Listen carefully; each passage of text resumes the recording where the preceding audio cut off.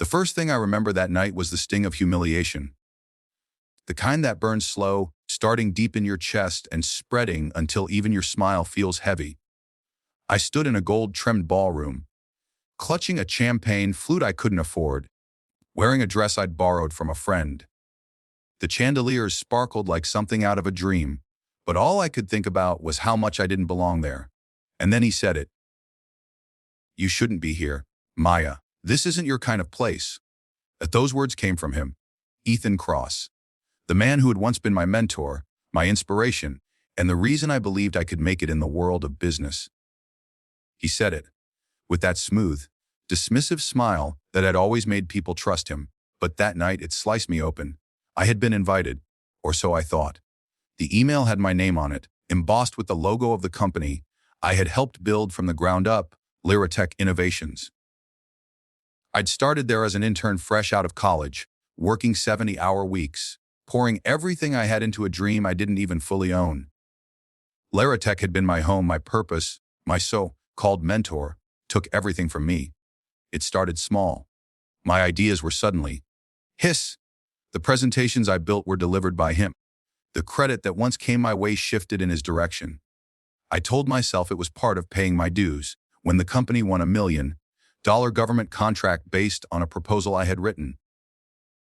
One he presented without even mentioning my name. I realized he wasn't my mentor. He was my thief. The night of the gala was supposed to celebrate Lyratech's 5th anniversary.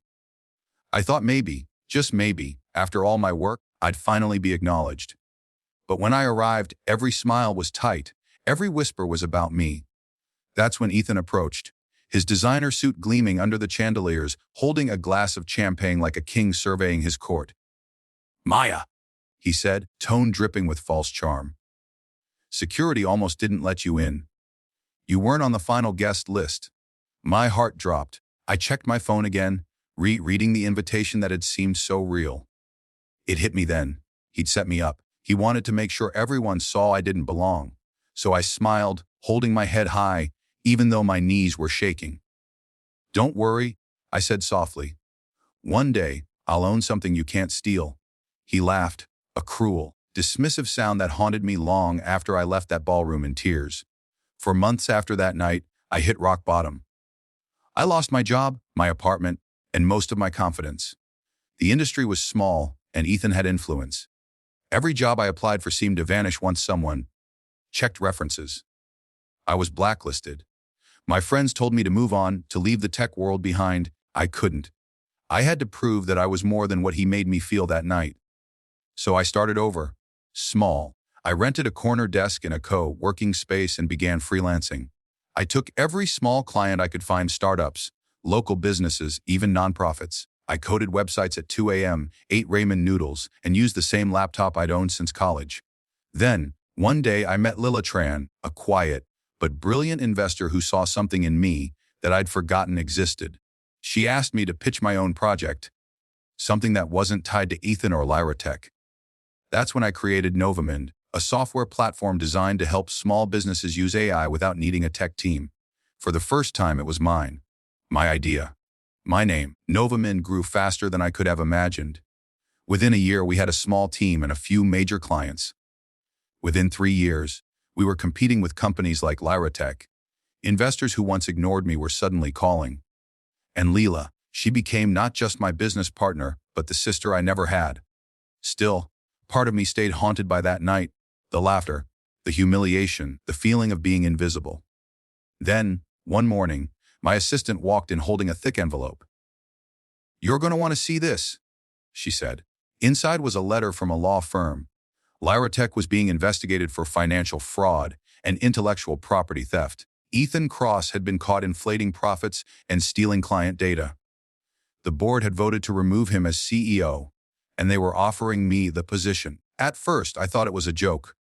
Me, the woman who didn't belong, the one who'd been pushed out and mocked. But no, it was real.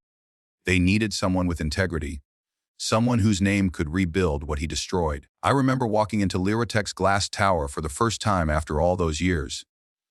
The same marble floors, the same expensive art. But everything felt different now. I didn't feel small anymore. I didn't feel like I was sneaking into someone else's world. When I stepped into the boardroom, every executive went quiet. Then, in the back of the room, I saw him, Ethan.